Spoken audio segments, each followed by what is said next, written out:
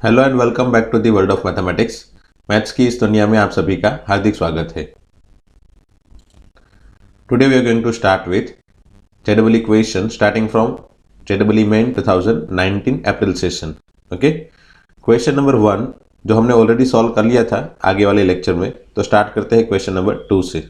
Okay, if the fourth term in the binomial expansion of this particular things is equal to 200 and x greater than 1, then value of x is what? See almost theoretical part जो है ना वो हमारा खत्म हो गया।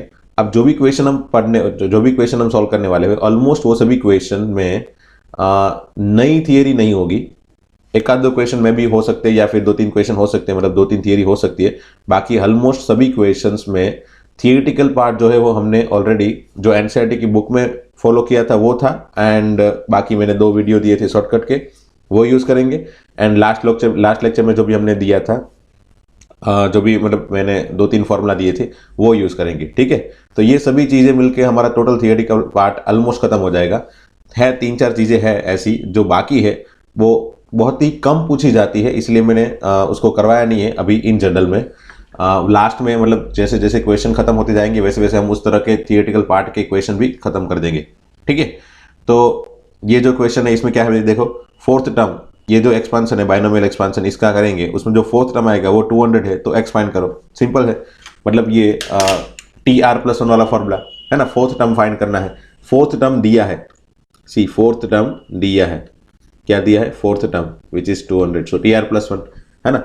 Fourth term मतलब ये T4 दिया है। ओके, T4 दिया है, it means what, T3+1 like this हम लिखते हैं ना, याद तो फिर इसका फॉर्मूला लिखते हैं हम लोग कैसे, तो NCR मतलब 6C3 first term whatever raised to subtraction ये दोनों का, and second term raised to ये अगेन नीचे वाला एज इट इज बराबर इक्वल टू 200।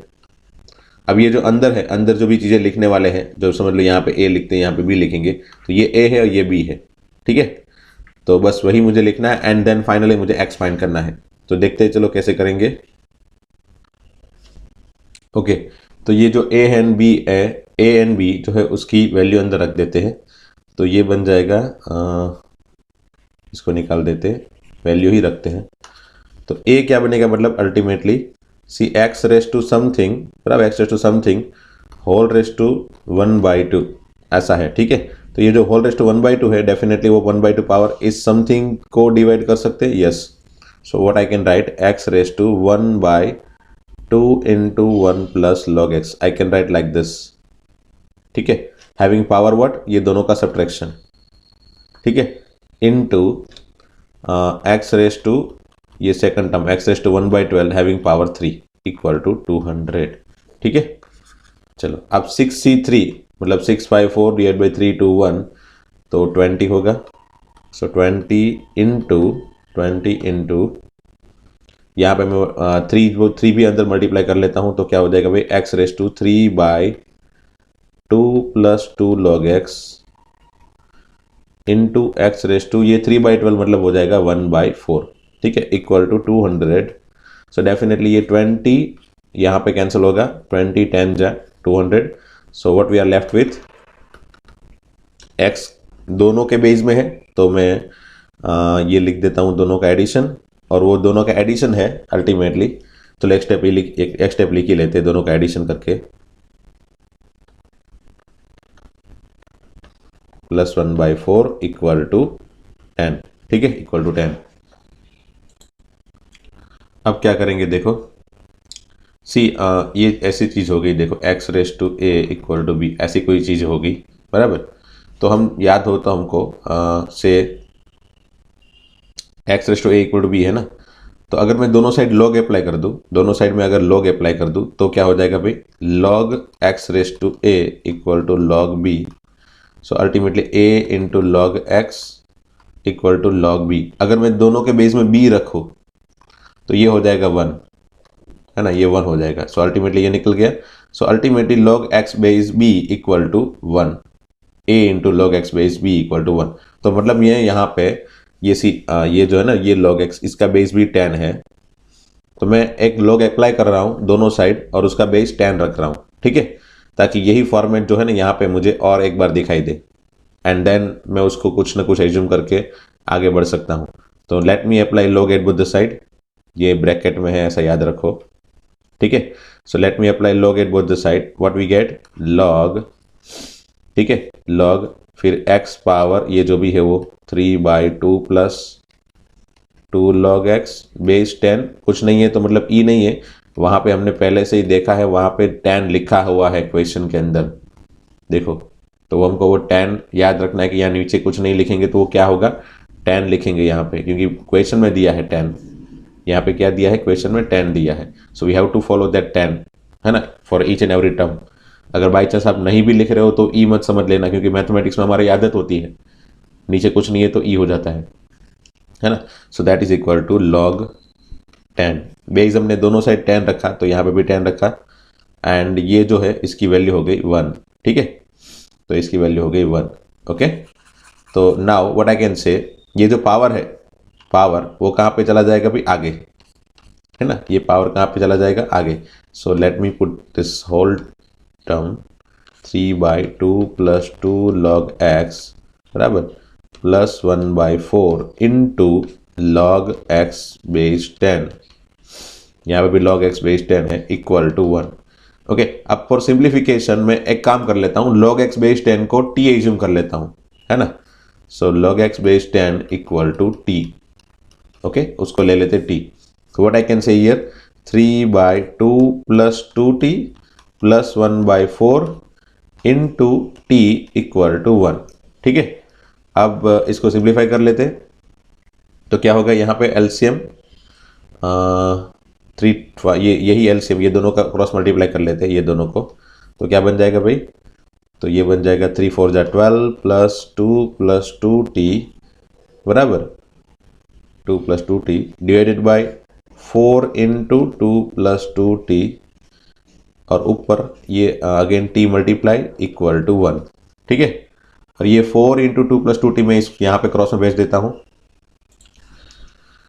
तो ये बन जाएगा 12 plus 2 12 plus 2 14 plus 2t into t equal to 4 into 2 plus 2t, again multiply कर लेते हैं चलो।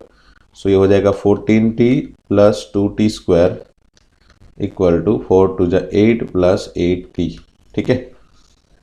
अब 2t स्क्वायर माइनस ये 14t minus 8t that is 6t plus 6t minus 8 equal to 0, और 2 से डिवाइड कर देते हैं, t square plus 3t minus 4 equal to 0, hence t plus 4 into t minus 1, है ना, 4 1 जा 4 सब्ट्रैक्शन 3 मल्टीप्लीकेशन माइनस 4, ओके।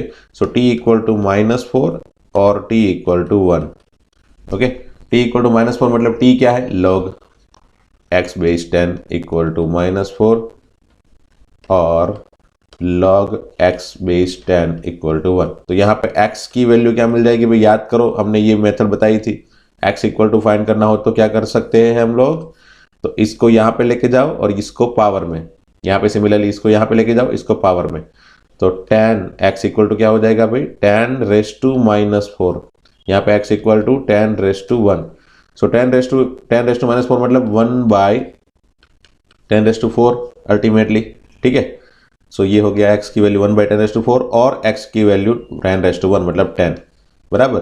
अब कौन सी ले भाई, तो डेफिनेटली ये नहीं लेंगे, क्यों नहीं लेंगे भाई, क्योंकि x की वैल्यू 1 से बड़ी लेनी है, यहाँ पे लिखा है x should be greater than 1, तो ये तो 1 से छोटा होगा, है ना, x should be greater than 1, so this is not possible because x should be greater than 1, so this one is your answer, okay. x equal to 10, okay, x equal to 10, option C.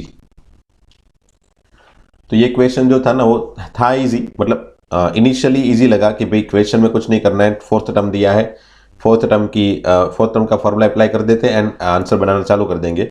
But question में twist ये हुआ कि यहाँ पे जो equation create हुआ वो equation थोड़ा अनसॉल्वेबल लग रहा था देखने में, बराबर। थोड़ी यहाँ वहाँ हमको जुगाड़ लगाना पड़ा, लॉग अप्लाई करना पड़ा दोनों साइड, एंड देन लॉग को टी एज्यूम करना पड़ा, एंड देन लास्ट में टी के फॉर्म में इक्वेशन मिला, अगेन टी की वैल्यू वापस रख दी, आंसर मिल गया, ठीक है। तो थोड़े बहुत जुगाड़ लगाने पड़ते हैं कभी कभी क्वेश्चन में। इनिशियल स्टेज इजी रहता है तो फाइनल स्टेज थोड़ा मतलब कैलकुलेशन स्टेज थोड़ा डिफिकल्ट रहता है।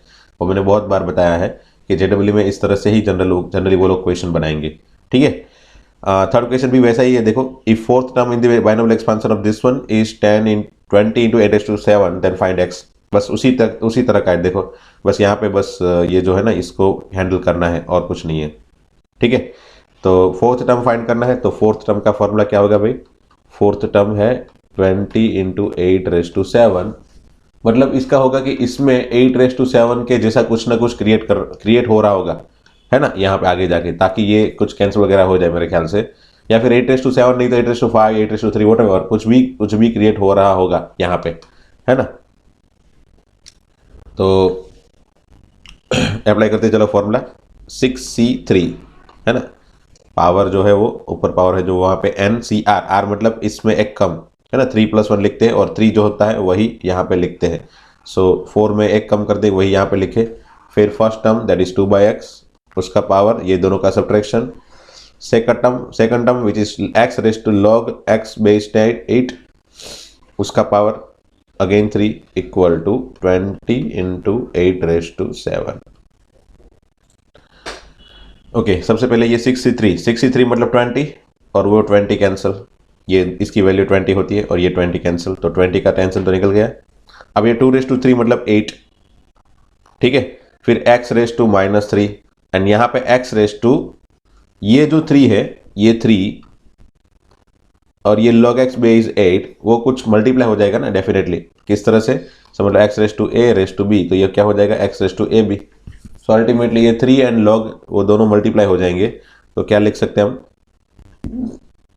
3 log x⁻8 like this equal to 8⁻7। चलो एक और 8 कैंसिल हो गया तो यहाँ पे पावर बन गया 8⁻6। तो यहाँ पे बन गया देखो 3 log x⁻8 - 3 equal to 8⁻6।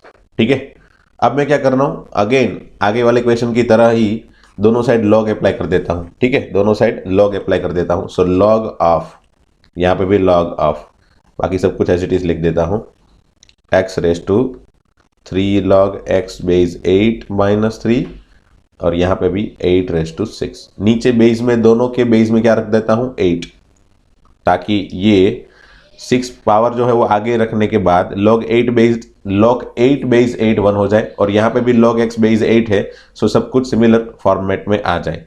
Okay, तो चलो यहाँ पे जो पावर है उसको मैं आगे भेज देता हूँ। So what we are getting, 3 log x⁻8 - 3 into log x⁻8, almost similar देखो स्टेप बन रहे हैं। और यहाँ पे ये हो गया 6 into log 8⁻8 मतलब 1 हो जाएगा आगे जाके। चलो इसको 1 लिख लूंगा। Now what I need to do, log x⁻8 के फॉर्म में इक्वेशन मिला, उसको मैं चलो t एज्यूम कर लेता हूँ। सो ये बन गया 3t - 3 into t equal to 6 into 1, है ना। What I have done, log x⁻8 equal to t assume कर लिया।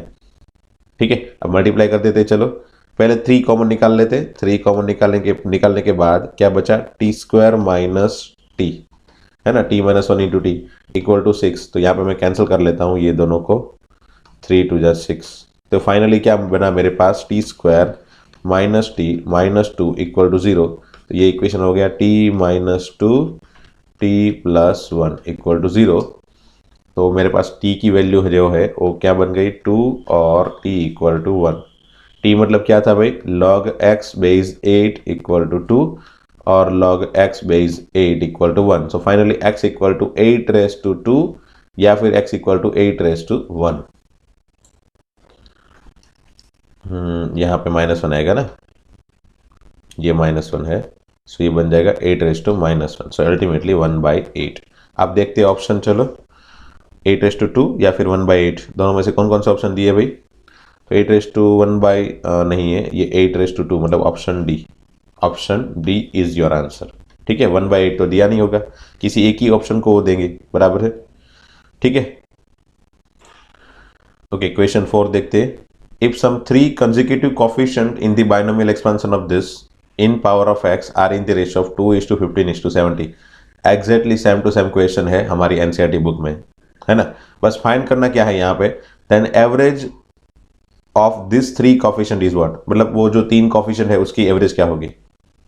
तो बताता हूं चलो, कहां पे एनसीईआरटी में इस तरह का क्वेश्चन था। ये देखो एग्जांपल नंबर 9 है ना, the coefficient of 3 consecutive term in the expansion of 1 + a raised to n are in the ratio of 1:7:42 find n। हमने बताया था कि इस तरह से करना है, ठीक है। तो ये आप ट्राई करना।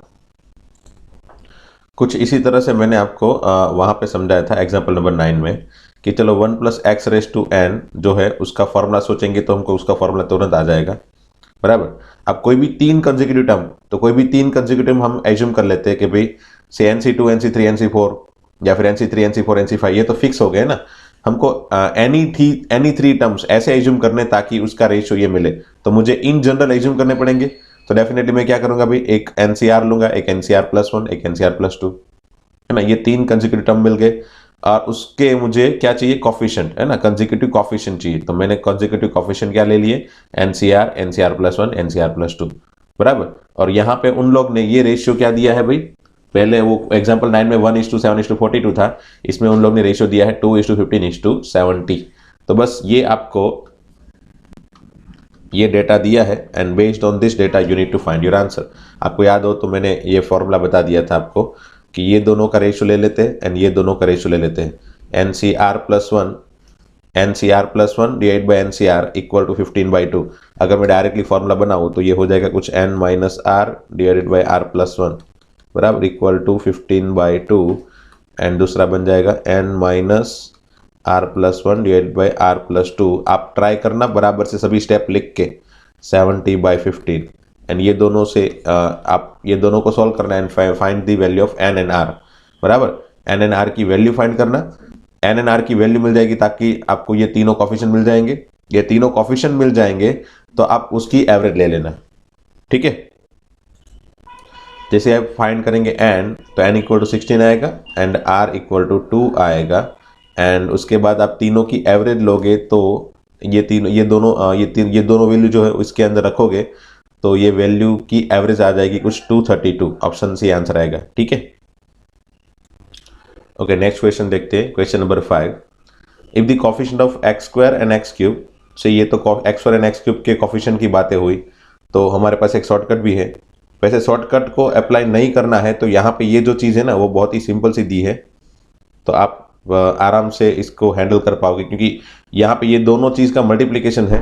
शॉर्टकट भी अप्लाई करोगे ना तो भी टाइम तो लेगा ही, है ना, क्योंकि शॉर्टकट अप्लाई करोगे तो क्या करोगे, से x² का कोफिशिएंट चाहिए तो यहाँ पे आप फर्स्ट टर्म और इसमें x² का कोफिशिएंट ढूंढोगे, फिर यहाँ पे ये सेकंड टर्म को इसके x⁻1 वाले पावर के साथ ढूंढोगे, कोफिशिएंट ढूंढोगे एंड ये x² वाला टर्म इसके कांस्टेंट टर्म वाले पावर के साथ मल्टीप्लाई करोगे, है ना, तब जाके आपको x² वाले कोफिशिएंट मिलेंगे। फिर आप अगर x³ का कोफिशिएंट चाहते हो तो पहले इसका 1 एंड इसका x³ वाला टर्म वो मल्टीप्लाई होगा, फिर इसका x वाला टर्म बराबर और इसका x² वाला टर्म, तब जाके x³ बन जाएगा। तो इस तरह से आप करोगे तब जाके आपको शॉर्टकट से इसके x² x³ वाले सभी टर्म मिलेंगे। तो उससे अच्छा डायरेक्टली इसका फॉर्मूला बना दें क्योंकि ये 1+ या 1- वाली फॉर्मेट है, तो 1+ या 1- वाली फॉर्मेट फटाफट से बन जाती है। तो चलो मैं पहले 2-3 स्टेप इसके लिख ही लेता हूँ, ज़्यादा नहीं चाहिए मुझे, सिर्फ 2-3 स्टेप ही चाहिए। 1 - 3x है ना, तो पहले तो 15c0 - 15c1 × 3x⁻1 + 15c2 × 3x⁻2, क्योंकि मुझे मैक्सिमम x⁻3 का पावर चाहिए तो मैक्सिमम में x⁻3 तक ही जाऊंगा, बराबर। उसके आगे जाने की जरूरत है नहीं क्योंकि x⁻4 वाले टर्म से अगर मैं यहाँ पे किसी को मल्टीप्लाई करूंगा तो मुझे x⁻4 मिनिमम मिलेगा, है ना। तो डेफिनेटली x⁻4 तो चाहिए नहीं, मुझे सिर्फ x² एंड x³ चाहिए। तो definitely now what I need to do, coefficient of x² find करना है। तो कोफिशिएंट ऑफ x² क्या मिलेगा भाई, तो आप चेक करो इसका फर्स्ट टर्म और इसमें x² वाला टर्म, ये दोनों मल्टीप्लाई कर लेता हूं तो क्या मिल जाएगा भाई, 15c2 × 3², ठीक है, ओके, प्लस में, वो भी प्लस में।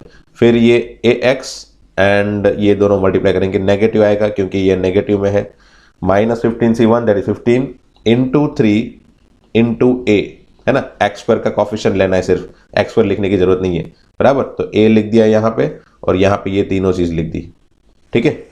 ओके, अब आगे लास्ट में ये एक्स स्क्वायर वाला टर्म और यहाँ पे कांस्टेंट, तो ये हो जाएगा प्लस बी, 15c0 भी 1 हो गया। सो ये हो गया coefficient of x square, and उन लोग ने दिया है ये 0, इसकी वैल्यू क्या दे दी है 0, ठीक है। Coefficient of x square and x की बार 0, then find a b. Okay, तो इसकी वैल्यू दे दी है 0। ओके, अब मैं दूसरा कॉफिशिएंट एक्स क्यूब का बनाने की कोशिश अभी फिलहाल नहीं कर रहा हूं, पहले इसको सिंप्लीफाई कर रहा हूं, एंड बेस्ड ऑन दैट मैं ऑप्शन चेक करने की कोशिश भी करूंगा। अगर बाई चांस उससे ऑप्शन मिल जाता है तो फिर ये एक्स क्यूब के कॉफिशिएंट को बनाने की जरूरत नहीं पड़ेगी, ठीक है। तो चलो मैं फटाफट से इसका आंसर बना लेता हूं। 15c2 मतलब 15 इंटू 14 डिवाइड बाई 2, है ना, तो ये हो जाएगा 2 7 जा, तो 15 7 जा 107 into 3 square which is 9, 105 sorry 107 नहीं 105 into 9 minus 45a plus b equal to 0। Okay, so ultimately ये हो जाएगा 14a minus b equal to 105 into 9 कितना होगा भाई, सो ये 5 9 45 एंड 95, ठीक है, हाँ नहीं 94 सॉरी 94 लाइक दिस। ओके, तो बाय चांस अगर मुझे इससे आंसर मिल जाए तो मैं फाइंड कर लेता हूं, कैसे, तो ए एंड बी की वैल्यू पुट करके। तो करो चलो पहली वाली वैल्यू पुट करो। तो यहाँ पे ऑप्शन चेक करने पे ऑप्शन ए जो है वही आंसर दे देगा आपको 28,315, है ना। इसमें ए की जगह 28 रखोगे, बी की जगह 315 रखोगे, आपका आंसर तैयार हो जाएगा, ठीक है। तो यहाँ पे आपको एक ही इक्वेशन सॉल्व करने की जरूरत पड़ी, मतलब अगर बाई चांस हमको ए बी की इस तरह से वैल्यू पूछी है तो हम डायरेक्टली इस तरह से आंसर बना सकते, है ना। और एक क्वेश्चन ऐसा ही पूछा गया था सिमिलरली, देखो, है ना, यहाँ पे x cube and x raise to 4 का कोफिशिएंट अगर 0 है तो, है ना, in the expansion of this one in power of x are both 0, मतलब x raise to 3 and x raise to 4 के कोफिशिएंट जो अगर 0 है तो ए बी की वैल्यू फाइंड करो। एग्जैक्टली सिमिलर क्वेश्चन, बराबर। यहाँ पे बस 3x दिया है, यहाँ पे 2x दिया है और कुछ नहीं है, बराबर। तो इसमें यहाँ पे 2x लिख लेना, ये 2x लिख लेना, ठीक है। 2x 15c0 15c1, यहाँ पे क्या होगा 18c0 18c1 सी में। चलो एक आध स्टेप बना लेता हूँ। तो देखो इसका एक्सपांसन जैसे 1 माइनस या 1 प्लस जब भी दिख जाए तुरंत हम इसको एक्सपांसन को सोचेंगे एंड डायरेक्टली फिर x raise to 3 and x raise to 4 के कोफिशिएंट बनाने की कोशिश करेंगे, ठीक है। तो यहाँ पे एक्स रेज़ टू 3 का कोफिशिएंट बनाना है तो ये फर्स्ट टर्म और यहाँ पे ये टर्म, ये दोनों मल्टीप्लाई होगा तो क्या मिल जाएगा भाई, तो माइनस 18c3 इंटू 2⁻3। फिर इसको और इसको मल्टीप्लाई करेंगे तब भी एक्स रेज़ टू 3 का कोफिशिएंट मिलेगा, एंड देन इसको और इसको मल्टीप्लाई करेंगे तब भी एक्स रेज़ टू 3 का कोफिशिएंट मिल जाएगा, और तीनों को कोफिशिएंट को निकाल के इक्वल टू 0 कर देंगे, तो ताकि मुझे इस तरह का कोई इक्वेशन दिख जाएगा, बराबर, ऐसा ए एंड बी के फॉर्म में, एंड उसमें से फिर ऑप्शन में चेक कर लूंगा। ऑप्शन चेक करोगे तो फिर आपको दूसरा इक्वेशन एक्स रेज़ टू 4 वाला इक्वेशन बनाने की जरूरत नहीं पड़ेगी। ऐसा सिमिलर क्वेश्चन हमने हमारी एनसीईआरटी बुक में भी देखा था, है ना। तो एनसीईआरटी बुक में ये क्वेश्चन पूछा गया था, एनसीईआरटी बुक में क्वेश्चन दिया है, फिर 2 बार ये क्वेश्चन जेडब्ल्यू में भी पूछा गया। तो इट मीन्स व्हाट कि ये क्वेश्चन एनसीईआरटी में भी इंपॉर्टेंट है एज वेल एज जेडब्ल्यू में डेफिनेटली 2-3 बार क्वेश्चन पूछा गया है, तो ये उसमें भी इंपॉर्टेंट है ना। तो ध्यान रखना ये क्वेश्चन कैसे सॉल्व करना है, इसकी स्पीड बढ़ानी है, कैसे फटाफट से सॉल्व करेंगे। पहला फर्स्ट स्टेप ही कैसे फटाफट से बनाएंगे, x raise to 3 x raise to 4 के कोफिशिएंट कैसे जितने जल्दी हो सके उतने बनाए, एंड सॉल्व कैसे करें, ये आपके ऊपर है, बराबर। एक बार once we get the value, once we get the method, हमको वो मेथड को कैसे फास्ट खत्म करनी है वो प्रैक्टिस करनी होती है, ठीक है। तो इसकी प्रैक्टिस के लिए ये क्वेश्चन, ये पर्टिकुलर क्वेश्चन की प्रैक्टिस के लिए ये क्वेश्चन आप खुद से सॉल्व करना, ठीक है। और ये क्वेश्चन में आंसर ऑप्शन बी आएगा, बराबर। तो वो मैं पहले से ही दे देता हूं ताकि आपको कॉन्फिडेंस आए कि भी आपका आंसर अगर बी आ जाता है इट मीन्स व्हाट कि आपने करेक्ट कैलकुलेशन किया है। ओके, क्वेश्चन नंबर 6 देखते हैं, चलो। The smallest natural number n such that the coefficient of x in the expansion of this one is nc23 is। तो यहाँ पे हम शॉर्टकट अप्लाई करने की कोशिश करें, चलो। कौन सा, coefficient of x raise to 1, तो coefficient of x raise to 1 है, मतलब पावर जो है 1 है, ठीक है। तो सबसे पहले हम r फाइंड करते हैं, शॉर्टकट में याद हो तो। सबसे पहले n, ये ऊपर जो पावर है वो, और इसका multiplication that is 2n minus x का power divided by p minus q, मतलब ये जो है 2 माइनस ये जो है ऊपर जाएगा तो क्या बन जाएगा -3। ठीक है, तो ये हो गया 2n - 1 डिवाइडेड बाई 5, ये हो गया r बराबर। फिर उसके बाद directly coefficient of x raised to 1, coefficient of x raised to 1 equal to क्या लिखते हैं हम याद हो तो NCR, मतलब n क्या है ऊपर n, r क्या है यहाँ पे एज इट इज r लिख देते हैं थोड़ी देर के लिए, इनटू कोफिशिएंट लिखना है ना, तो x स्क्वायर में आगे कोफिशिएंट कुछ है नहीं है, तो यहाँ पे 1 raised to n minus r, तो 1 ही होगा। दूसरे पीछे में भी कुछ कोफिशिएंट है क्या, नहीं है, है ना, पीछे भी 1/x³ में भी आगे 1/x³ के साथ भी कोई कोफिशिएंट जुड़ा हुआ नहीं है अल्टीमेटली, तो यही हो गया कोफिशिएंट, दैट इज NCR। अब मैंने यहाँ पूछा क्या है, the smallest natural number n such that this coefficient of x in the expansion of this one is NC23, मतलब n की कम से कम वैल्यू चाहिए जिसके लिए यहाँ पे ये कोफिशिएंट है ना वो NC23 हो जाए, तो बस वो r इक्वल टू 23 हो गया, देखो है ना, r इक्वल टू 23, तो r इक्वल टू 23 रखने पे n क्या मिलेगा वो देखते चलो। तो यहाँ पे NC23 दिया है ना, so that is equal to NC23, है ना, coefficient of x is NC23, so r equal to simply 23 होगा बराबर, r इक्वल टू होगा सिंपली 23। अच्छा, तो यहाँ पे है ना, यहाँ पे जनरली स्टूडेंट क्या मिस्टेक करते पता है आपको, जनरली सिर्फ r इक्वल टू 23 ले लेते हैं एंड उसके बेस से आंसर जो बनाएंगे ना, तो वो आंसर जो आएगा वो क्या मिलेगा, मतलब कुछ ना कुछ तो आंसर मिलेगा, बट वो एग्जैक्ट आंसर होगा ऐसा जरूरी नहीं है, क्योंकि यहाँ पे लिखा है स्मॉलेस्ट नेचुरल नंबर n। बताता हूँ चलो, यहाँ पे सिर्फ अगर मैं r इक्वल टू 23 लेता हूं तो क्या होता है भाई, देखो r इक्वल टू 23 मतलब r क्या है 2n - 1 divided by 5 equal to 23, so 2n equal to 23 into 5, 23 5 का कितना होगा भाई 115, so 2n equal to 116, hence n equal to 58। तो बहुत सारे स्टूडेंट 58 आंसर लिख के आ गए, बहुत सारे स्टूडेंट, है ना, उसने सोचा ही नहीं कि यहाँ पे स्मॉलेस्ट नेचुरल नंबर n लिखा है, मतलब कुछ दूसरी कंडीशन भी अगर पॉसिबल है तो उसको भी चेक किया जाए, है ना। यहाँ पे दूसरी कंडीशन क्या पॉसिबल हो सकती है भाई, तो ये r इक्वल टू 23 या फिर ये दोनों का एडिशन, मैंने बताया था r plus 23 equal to n, r plus 23 equal to n। अब r की वैल्यू सोचो क्या है भाई 2n - 1 5 by 2n - 1 by 5 plus 23 equal to n। अब इसकी कैलकुलेशन करो, इसमें n की वैल्यू क्या मिलती है वो देखो चलो, तो ये हो जाएगा 2n - 1 प्लस 23, 5 को मैं क्रॉस में भेज देता हूँ एलसीएम वगैरह लेके, तो ये हो जाएगा 115 इक्वल टू 5n, सो ये 2n उस तरफ लेके जाऊंगा तो हो जाएगा 3n, 115 मेरे से 1 निकलेगा तो कितना होगा 114, 4 5 okay, so n equal to 114 by 3 कितना होगा भाई, तो 3 3 जा 9 बचे 2, 3 8 जा 20, okay, n equal to 38, n equal to 58, n equal to 38। दोनों में से नेचुरल नंबर, दोनों नेचुरल नंबर है, हाँ है, दोनों में से स्मॉलेस्ट नेचुरल नंबर कौन सा है भाई, स्मॉलेस्ट नेचुरल नंबर कौन सा है, डेफिनेटली 38, सो आंसर आएगा 38।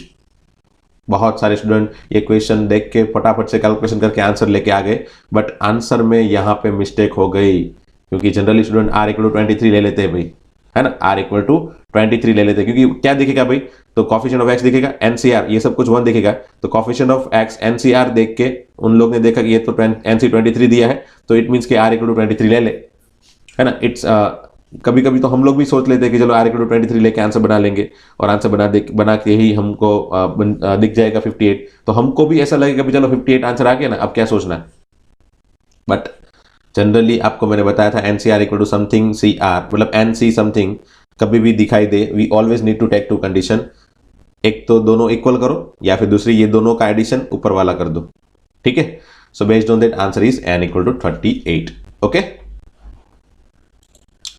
ओके, नेक्स्ट क्वेश्चन देखते हैं, the coefficient of x raise to 18 in the product of this one. Okay, generally ऐसे कोई क्वेश्चन आएंगे जिसमें 2-3 इस तरह के बाइनोमियल टर्म, ये 2 बाइनोमियल टर्म है, ये फिर ट्राइनोमियल टर्म है, वो सब मल्टीप्लिकेशन में है, एंड अगर coefficient of x raise to कुछ भी फाइंड करना हो तो हम वो शॉर्टकट वगैरह अप्लाई डायरेक्टली नहीं कर सकते, है ना, डायरेक्टली नहीं कर सकते, इनडायरेक्टली सोचना पड़ेगा इसमें। तो कैसे सोचेंगे, पहले तो तो पहले तो जितना हो सके उतना सिंप्लीफाइड करेंगे, जितना कम कम स्टेप आए ऐसा सोचे। तो समझ लो मुझे इतना तो पता है कि ये 1 minus x and 1 plus x plus x, मतलब ये दोनों मल्टीप्लाई होकर कुछ फॉर्मूला बना सकता है ना। तो मैंने क्या कर दिया, देखो पहले तो दोनों के पावर एक किए, तो मैं क्या कर देता हूँ 1 प्लस एक्स इंटू एक 1 माइनस एक्स अकेला कर देता हूँ, और दूसरा एक 1 माइनस एक्स इंटू ये x square plus 1 like this, ऐसा लिख लेता हूँ। ठीक है, ओके ओके। हाँ, तो ये 1 minus x into x plus 1 दोनों के पावर में 9 है। ठीक है, अब ये किसका फॉर्मूला है भाई, देखो 1 माइनस एक्स क्यूब का है ना, 1 माइनस एक्स क्यूब का फॉर्मूला है ये, तो लिख लेते चलो। दिस इज इक्वल टू, हाँ, और ये दोनों का मल्टीप्लीकेशन क्या होगा भाई, 1 माइनस एक्स स्क्वायर, और ये फॉर्मूला हो गया 1 minus x cube whole raise to 9 like this. ठीक है, 1 माइनस एक्स स्क्वायर का ये फॉर्मूला है, और ये 1 माइनस एक्स क्यूब का फॉर्मूला है। अगर आप चाहो तो इसको मल्टीप्लाई वगैरह करके चेक करना, सभी स्टेप कैंसिल हो जाएंगे, सिर्फ 1 माइनस एक्स क्यूब बचेगा। सबको मल्टीप्लाई करना, first with second, first with last, second with first, second with second, second with last. आप अपने हिसाब से सेट करना, या फिर इसको एक्सपांड करना, इसको फैक्टराइज करना, you will get this one.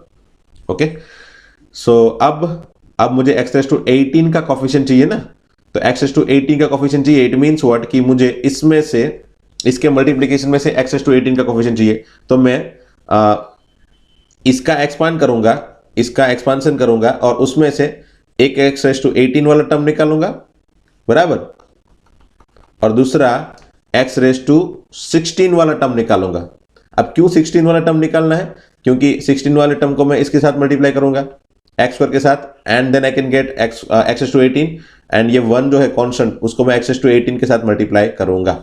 So ultimately मुझे इस पर्टिकुलर टर्म में से x raise to 18 and x raise to 16 दोनों के कोफिशिएंट चाहिए। किसके, x raise to 18 and x raise to 20, बराबर, ताकि मुझे उन दोनों को इसके साथ कंसेक्यूटिवली मल्टीप्लाई करके x रेज़ टू 18 के फाइनल कोफिशिएंट मिल जाए, बराबर।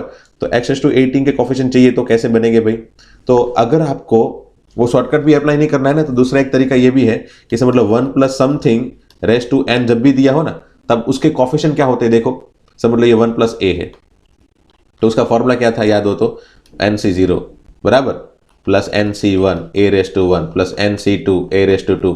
तो यहाँ पे जितना पावर होगा a का, उतना ही यहाँ पे nc1 होगा, पावर जितना होगा वही यहाँ पे नीचे लिखा होगा, याद हो तो समझ लो यहाँ पे पावर 16 है, पावर 16 है, तो पावर 16 तो सेट ही नहीं होगा, सेट ही नहीं होगा, है ना, सेट ही नहीं होगा, क्योंकि पावर 16 तो बनेगा ही नहीं, किसी के पावर में से नहीं बनेगा। चलो मेरे ख्याल से आपको पता नहीं चला होगा, दिखाता हूँ चलो कैसे। सेम अगर इसका फॉर्मूला बना लूँ, बराबर, 9c0 9c1 9c2 9c3 like this, बराबर। तो सबके साथ मैं x रेज़ टू 3 जोड़ूंगा, x रेज़ टू 3 का पावर 1, x रेज़ टू 3 का पावर 2, x रेज़ टू 3 का पावर 3 एंड लाइक दिस, बराबर। फिर ये माइनस, ये प्लस, ये माइनस, ये प्लस लाइक दिस, बराबर, माइनस प्लस लाइक दिस। तो ये आप देख सकते हो, यहाँ पे x रेज़ टू 3 खुद बना, यहाँ पे x रेज़ टू 6 बना, यहाँ पे x रेज़ टू 9 बना। सो यू कैन सी जो भी x के पावर बनेंगे ना, वो हमेशा ही क्या होंगे, 3 के मल्टीपल। तो x रेज़ टू 16 तो बनेगा ही नहीं, इट मीन्स व्हाट, कि this is not possible, this is not possible. अब x रेज़ टू 18 कहां पे बनेगा भाई, तो x रेज़ टू 18 बनाने के लिए मुझे x क्यूब रेज़ टू 6 सोचना पड़ेगा ना। ये कैसे सोचना पड़ेगा, x क्यूब रेज़ टू 6, ठीक है, x क्यूब रेज़ टू 6, या फिर एक काम करो ना, शॉर्टकट ही बना दो, चलो शॉर्टकट ही बना दो, दोनों के लिए सेट हो जाएगा। तो ना शॉर्टकट क्या है भाई, शॉर्टकट के लिए मैंने पहले बनाया था r, बराबर, r, फिर पहले पावर लिखो, फिर मुझे चाहिए क्या, इसका 16 का कोफिशिएंट चाहिए। चलो मैं इसको p लिख देता हूँ थोड़ी देर के लिए, ये पावर जो है उसको p लिख देता हूँ, ये दोनों के लिए, फिर बाद में p की वैल्यू 16 रखूंगा, 18 रखूंगा, ओके। 9p माइनस क्या होता है भाई, सॉरी 9p नहीं, 9 इंटू यहाँ पे आगे वाले टर्म में x का पावर विच इज 0, सॉरी 0, ठीक है, माइनस, चलो इसके लिए पहले करते हैं r इक्वल टू 9 बराबर इंटू 0, आगे वाले टर्म में x का पावर माइनस ये 16 बराबर divided by p minus Q, मतलब आगे वाले टर्म में x का पावर 0 है, माइनस पीछे वाले टर्म में x का पावर 3 है। सो ये बन जाएगा 16/3, 16/3 नॉट पॉसिबल। क्यों नॉट पॉसिबल, क्योंकि r equal to 16/3 it is not belongs to n, है ना, क्योंकि अगर मैं इसमें आगे कॉफिशिएंट ऑफ x⁻16 लिखता तो मैं क्या लिखता भाई, ऊपर 9 नीचे r लिखता, और r जो है वो हमेशा क्या होना चाहिए, n नेचुरल नंबर होना चाहिए, बराबर। इसलिए ये r जो है वो नेचुरल नंबर नहीं है, इसलिए पॉसिबल नहीं है। ठीक है, फर्स्ट कंडीशन पॉसिबल नहीं है।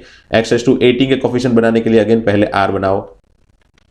r में क्या होगा भाई, तो पहले 9 इंटू क्या होगा अगेन 0, बराबर। 0 क्यों, क्योंकि आगे वाले टर्म में x का पावर 0 है, माइनस माइनस ये 18, ठीक है 18 divided by p minus Q, मतलब 0 माइनस 3।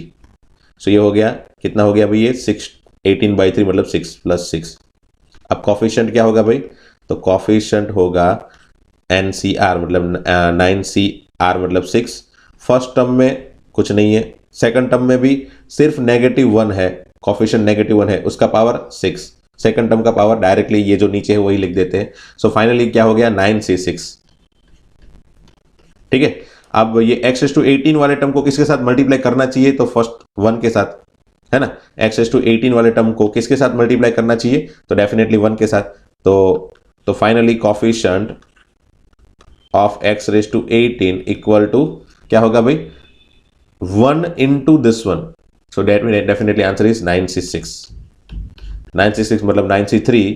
सो 987 डिवाइड बाई 1 2 3, और कैंसिल होके क्या बनेगा भाई, 3 3 जा 9 एंड ये 2 4 जा, तो ये हो जाएगा भाई 4 3 जा 12 12 7 जा 84 I think, which is option A. Okay, I think shortcut तरीका ही बेस्ट रहेगा, है ना। शॉर्टकट में क्या ज़्यादा सोचना नहीं पड़ेगा हमको, फटाफट से हम आराम से ये सब कुछ बना सकते हैं। और यहाँ पे भी आप देख सकते हो, इतना जल्दी बना कि दूसरी कोई मेथड से इतना जल्दी नहीं बनेगा मेरे ख्याल से। तो बस शॉर्टकट के ऊपर कायम रहो, शॉर्टकट के ऊपर कायम रहो। कॉफिशिएंट जब भी बनाना हो शॉर्टकट अप्लाई कर दो, ज़्यादा सोचना ना पड़े, और शॉर्टकट की प्रैक्टिस भी होती रहेगी, है ना। नेक्स्ट क्वेश्चन आगे बढ़ाते हैं। Okay, the term independent of x in the expansion of this one is equal to what? Again similar question, बराबर। इंडिपेंडेंट ऑफ x मतलब फाइंड करना है मुझे, तो मुझे इसमें से एक तो x⁻0 का कोफिशिएंट मतलब इंडिपेंडेंट टर्म फाइंड करना पड़ेगा, ताकि मैं उसको इसके साथ मल्टीप्लाई करूंगा एंड फाइनली मुझे इंडिपेंडेंट टर्म मिलेगा। एंड दूसरा यहाँ पे x⁻8 है ना, तो उसको यहाँ पे x⁻−8 का कोफिशिएंट फाइंड करना पड़ेगा। ठीक है, तो एक इंडिपेंडेंट टर्म इटसेल्फ और एक दूसरा x⁻−8 का कोफिशिएंट, ये दोनों चीज में फाइंड करूंगा ना, तभी जाके मुझे इसको इसके साथ मल्टीप्लाई करेंगे और इसको इसके साथ मल्टीप्लाई करेंगे, तब जाके मुझे 2 इंडिपेंडेंट टर्म मिलेंगे, उसका एडिशन वगैरह करके फाइनली मैं आंसर बना लूंगा। ओके, तो याद रखना इसके बहुत सारे टर्म बनेंगे और सभी टर्म में से मुझे एक कांस्टेंट टर्म चाहिए एंड एक x⁻8 का कोफिशिएंट चाहिए, बराबर। वही मैं इसके साथ मल्टीप्लाई करके 2 कांस्टेंट टर्म बना सकता हूं, बराबर। ओके, तो अब सबसे पहले तो मुझे वही फॉर्मूला कौन सा, कोफिशिएंट ऑफ x⁻r, तो पहले तो r इक्वल टू, मैं अभी इंडिपेंडेंट टर्म की बात कर रहा हूं पहले, चलो ठीक है। x⁻0 के लिए r इक्वल टू क्या होगा भाई, n मतलब 6 इंटू p मतलब पावर 2, ठीक है, -0 divided by p minus q मतलब 2 -2। So answer will be 6 2 12/4 that is 3। Okay, hence coefficient क्या बनेगा, मतलब x⁻0 का कोफिशिएंट क्या बनेगा, so coefficient equal to what, NCR, n मतलब 6C3। फर्स्ट टर्म में 2 है, सिर्फ कोफिशिएंट लिखेंगे, उसका पावर दोनों का सब्ट्रैक्शन। सेकंड टर्म में -3 है, सिर्फ कोफिशिएंट और उसका पावर 3। ठीक है, तो इसका आंसर क्या बन गया भाई, 63 मतलब 20, 6 5 4 3 2, हाँ 20 इंटू 8 इंटू 27 बट नेगेटिव में। ओके, नेगेटिव में। सो जो भी आंसर बनेगा वो यहाँ पे बनेगा फाइनली। देन x⁻8 का कोफिशिएंट, ठीक है, -8 का। अगेन r क्रिएट करते हैं पहले, तो r मतलब पहले तो n इंटू 2 माइनस ये x⁻8 जो भी कोफिशिएंट है वो लिख लेते, तो -8 बराबर, divide by 2 -2 that is 4। So finally answer बन जाएगा 6 2 12 + 8 20/4 इक्वल टू 5। ठीक है, नाउ कोफिशिएंट क्या बनेगा भाई, तो 6C5, ठीक है, 6C5 first term which is 2 raise to, ये दोनों का सब्ट्रैक्शन 1 एंड -3 उसका पावर 5। ठीक है, तो फाइनली आंसर क्या बन गया भाई, नेगेटिव इसमें भी आएगा 6c5 मतलब 6 इंटू 2 इंटू 3⁵ कितना हो जाएगा भाई, 243। ठीक है, तो ये हो गए फाइनली इस तरह के टर्म। अब मैं इसको कांस्टेंट के साथ मल्टीप्लाई करूंगा और इसको इस सेकंड टर्म से मल्टीप्लाई करूंगा ताकि मुझे फाइनल इंडिपेंडेंट टर्म मिले। तो फाइनली इंडिपेंडेंट टर्म क्या हो गया भाई, यहाँ पे क्या हो गया, -20 into 8 into 27 -20 into 8 into 27 into यहाँ पे कांस्टेंट टर्म क्या है भाई, 1/60। ठीक है, प्लस यहाँ पे क्या है -12 इंटू 243 और वहां पे क्या है भाई -1/81। कॉफिशिएंट ही सिर्फ लिखने हैं ना मुझे, तो अब जाके मैं कैंसिल कुछ कर दूं तो ये हो जाएगा 81 3 जा 243, यहाँ पे 23 जा और ये 3 जा 3 9 जा 27। तो फाइनली बना क्या देखो, -8 9 जा 72 -12 3 जा 36। तो ये हो गया फाइनल आंसर, क्या हो गया हमारा देखो, 6 + 2 8 एंड 108 -108। बट थोड़ी मिस्टेक हो गई क्या, तो ये नेगेटिव पॉजिटिव है, यहाँ पे पॉजिटिव आएगा। हाँ, अब ये आंसर बन जाएगा मेरा -36। ये हो जाएगा देखो 36 -36, हाँ 36, 72 एंड 36 सब्ट्रैक्ट करेंगे 36 बचेगा, -36। That is option C. Okay, तो अगर शॉर्टकट पता है तो ये क्वेश्चन इजी है, शॉर्टकट नहीं पता है तो क्वेश्चन थोड़ा लेंदी हो जाएगा, है ना। ये फटाफट से शॉर्टकट से हम ये कोफिशिएंट बना लेंगे and based on that coefficient हम ये दोनों को मल्टीप्लाई कर लेंगे एंड आंसर बना लेंगे। ओके, फिर क्वेश्चन 9 हमने लास्ट लेक्चर में ही किया खत्म, इसलिए इसको भी आप रिवाइज कर लेना अगर नहीं पता चला तो, बाकी तो ये हो गया है। Question 10, the coefficient of t⁴ in the expansion of this one. इसके एक्सपांशन में t⁴ का कोफिशिएंट क्या होगा, बस वो फाइंड करना है। ओके, तो सबसे पहले तो ये 1 - t⁶ बाई 1 - t⁻3, तो इसको कैसे हैंडल करें भाई, याद करो। तो क्वेश्चन 10 में the coefficient of x t⁴ in the expansion of this one. सबसे पहले तो क्या करेंगे, ये जो है ना नीचे जो है उसको मैं ऊपर लेके जाता हूं, ये तो ऊपर न्यूमरेटर है एंड नीचे जो है वो 1 - t का पावर -3 हो जाएगा, बराबर। And what I need to find is coefficient of t⁴ in this. Okay, ये दोनों के मल्टीप्लिकेशन में मुझे कोफिशिएंट ऑफ t⁴ फाइंड करना है। ओके, अब डेफिनेटली पावर, अब तक हमने जितने भी पावर देखे थे वो सभी पावर नेचुरल नंबर थे, बराबर। क्या थे, नेचुरल नंबर पावर थे। कभी कभी बाई चांस जेडबली में क्वेश्चन ऐसे भी आ जाता है जिसमें पावर नेगेटिव या फिर फ्रैक्शनल पावर भी हो सकता है, मतलब फ्रैक्शनल मतलब 3/5 9/4 इस तरह के, है ना, -4/7 इस तरह के पावर भी हो सकते हैं। तो अगर पावर नेचुरल नंबर नहीं है, ठीक है, अगर पावर नेचुरल नंबर नहीं है तो उसका एक्सपांशन कैसे किया जाता है वो मैं आपको यहां पे एक फॉर्मूला से दिखा देता हूं। चलो पहले, ठीक है, 1 + x⁻n where n is not natural number, बराबर, नेचुरल नंबर नहीं है, बाकी सब कुछ है, बराबर, मतलब नेचुरल नंबर या फिर जीरो भी नहीं है। जीरो है तो कोई टेंशन नहीं है, 1 + x⁻0 मतलब 1 हो जाता है। नेचुरल नंबर भी नहीं है, जीरो भी नहीं है, तो कोई भी नेगेटिव नंबर हो सकता है या फिर कोई फ्रैक्शनल पावर हो सकता है, नेगेटिव पॉजिटिव व्हाटएवर। तो उसका एक्सपांशन करने के लिए 1 प्लस फर्स्ट टर्म 1 फिर प्लस दो टर्म तो आराम से बन जाएंगे, फर्स्ट टर्म 1 दूसरा टर्म ये दोनों का मल्टीप्लीकेशन, बराबर, एन एक्स, बराबर, प्लस अब यहां से याद रखना n into n-1/2 factorial into x square plus n into n-1 into n-2/3 factorial into x cube. Ultimately ये है क्या पता है आपको, nc0 plus nc1x plus nc2x square, यही है और कुछ नहीं है। बस मैंने क्या कर दिया, यहाँ पे इसका फॉर्मूला लगा दिया।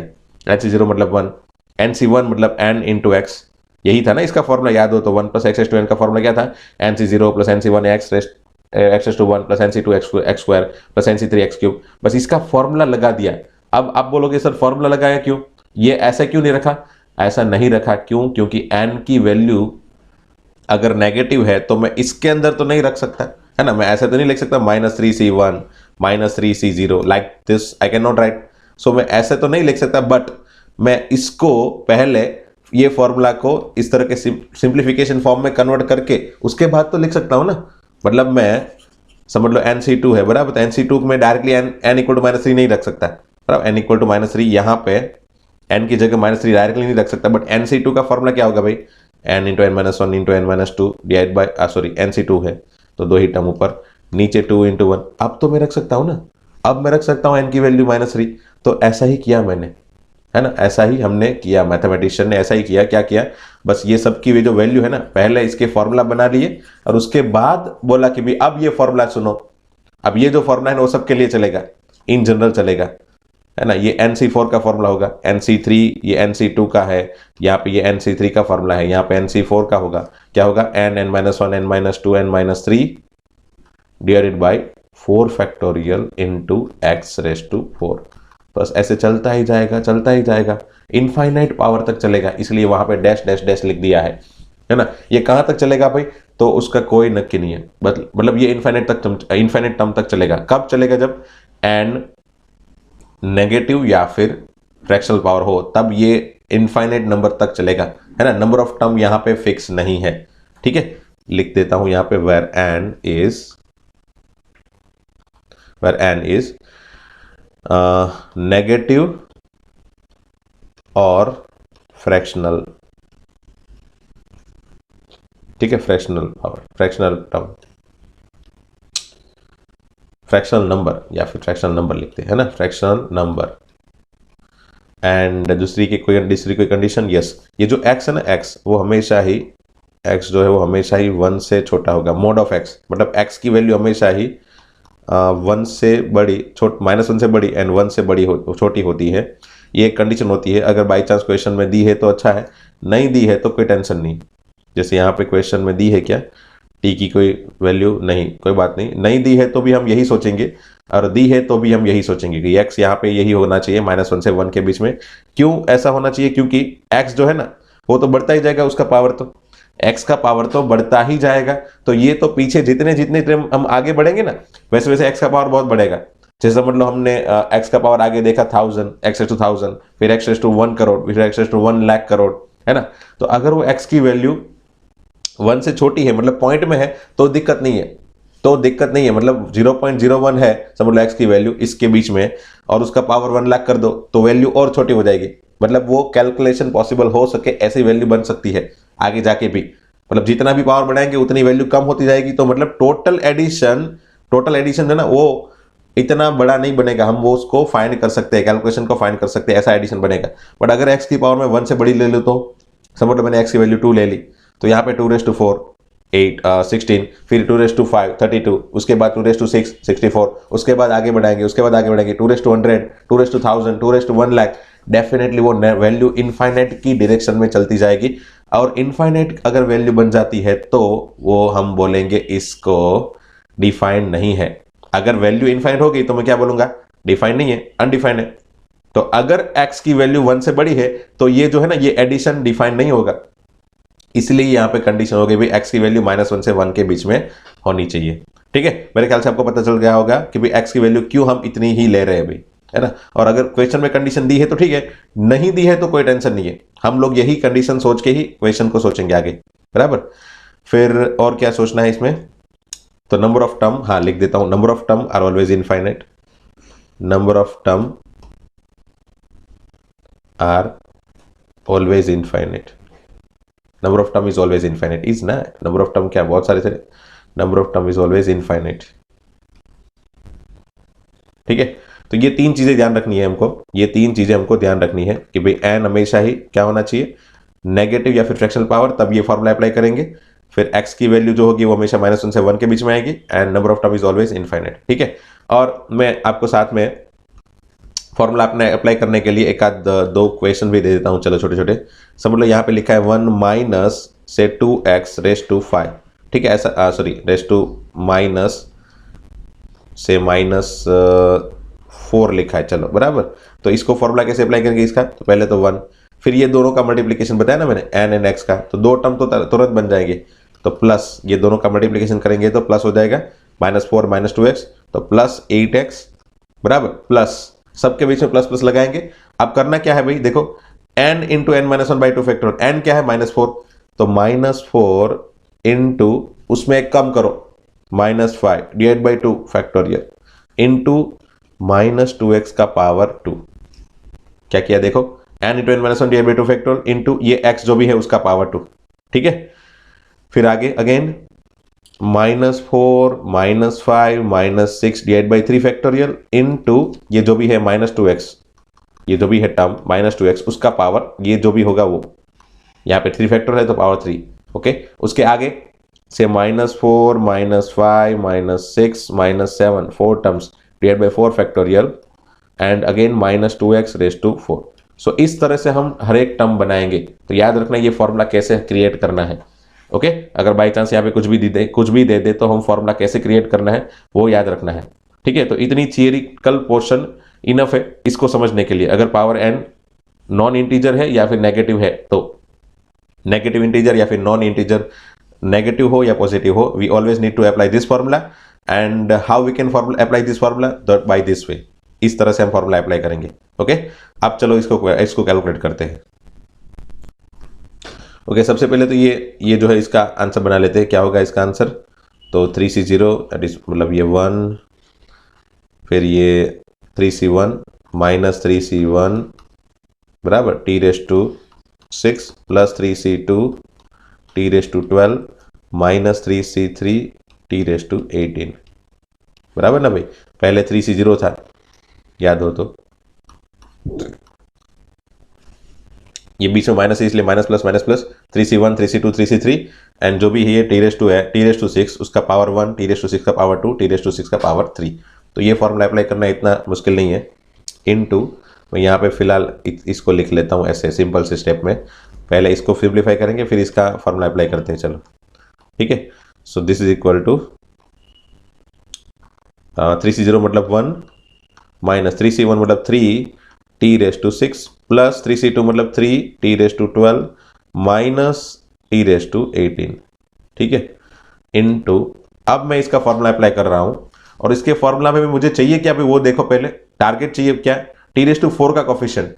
तो ये फाइनल मल्टीप्लीकेशन में t रेज टू 4 का कोफिशिएंट चाहिए, तो इसके साथ किसी को मल्टीप्लाई करूंगा तो t रेज टू 4 मिलेगा क्या भाई।